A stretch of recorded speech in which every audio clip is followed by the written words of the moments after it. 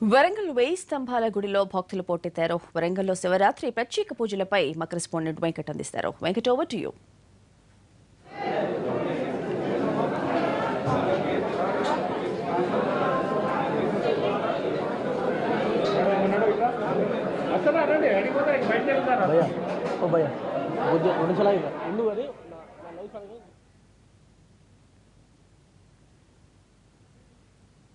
Update చేస్తున్నాను.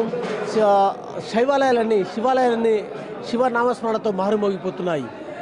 ఏళ్ల కాలం నాటి, చరిత్ర కాలం నాటి, కాకతీయుల కాలం నాటి వెయ్యి స్తంభాల దేవాలయంతో పాటు రామప్పలోని రామప్పాలయము, అదేవిధంగా కురవి వీరభద్రుడి ఆలయము, పాలకుర్తి సోమేశ్వరుడి ఆలయము, ఐనవోలు మల్లికార్జున స్వామి దేవాలయము, చేర్యాల మల్లికార్జున స్వామి దేవాలయము, మెట్టుగుట్ట రామలింగేశ్వర స్వామి దేవాలయము, పరకాలలోని కుంకుమారేశ్వర దేవాలయం, ఇలా వరంగల్ జిల్లా వ్యాప్తంగా శివాలయాలు ఏవైతే ఉన్నాయో అన్ని శివాలయాలు కూడా శివనామస్మరణతో మారుమోగుతున్నాయి.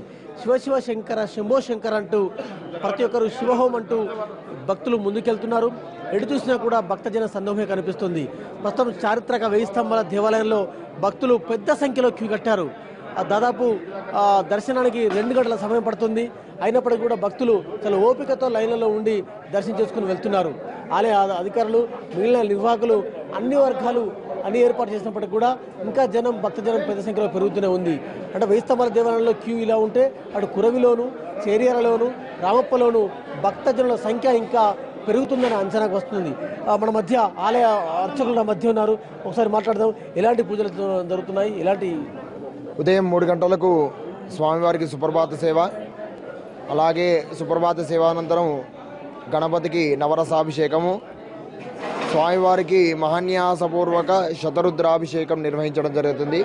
తదనంతరం భక్తులందరి చేత సామూహిక రుద్రాభిషేకాలు నిర్వహించడం జరుగుతుంది.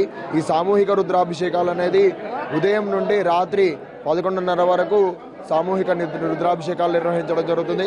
రాత్రి 11:30 నుండి లింగోద్భవ సమయంలో మహాన్యాసపూర్వక మహారుద్రాభిషేకం నిర్వహించడం జరుగుతుంది. అలాగే సాయంత్రం 5:30కు శివపార్వతుల కళ్యాణం అత్యంత వైభవంగా నిర్వహించడం జరుగుతుంది. సుమారు ఉదయం నుండి ఇప్పటి వరకు ఒక 50,000 మంది భక్తులు స్వామివారిని దర్శించుకున్నారు అని అంచనా వేయడం కూడా జరిగింది. అలాగే ఈ యొక్క మహాశివరాత్రి అనేది సోమవారం కలిసి రావడంతో భక్తుల తగడి కొద్దిగా ఎక్కువనే కనిపిస్తుంది. సుమారు ఎప్పటిలా కాకుండా ఇంకా కొద్దిగా సుమారు ఒక 4.5 లక్షల మంది భక్తులు స్వామివారిని దర్శనం చేసుకుంటారని అంచనా వేసి కూడా ఆ విధంగా ఏర్పాట్లు చేయడం జరిగింది. పూజారి గారు, ప్రస్తుతం మనం చూస్తున్నాం భక్తులు పెద్ద సంఖ్యలో వచ్చి దేవుణ్ణి దర్శించుకొని తరించుకొని వెళ్తున్నారు. ఉపవాస దీక్షతో పరమశివుడిని ఆరాధించి రాత్రి జాగరణ చేసేందుకు భక్తులు ఏర్పాటు చేసుకున్నారు. అంటే ఇవాళ శివుడికి ప్రీతికరమైన రోజు సోమవారం కాబట్టి సోమవారం శివరాత్రి రావడం, కొత్తగా జాగరణ చేసే వాళ్ళు కూడా పెద్ద సంఖ్యలో వచ్చి మొక్కులు సమర్పించి వెళ్తున్నారు.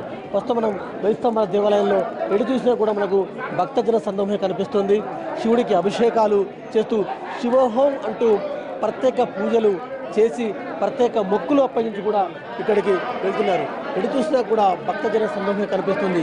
వెయ్యి స్తంభాల దేవాలయం చుట్టూ 2 కిలోమీటర్ల మేర క్యూ లైన్లు కూడా ఏర్పాటు చేశారు.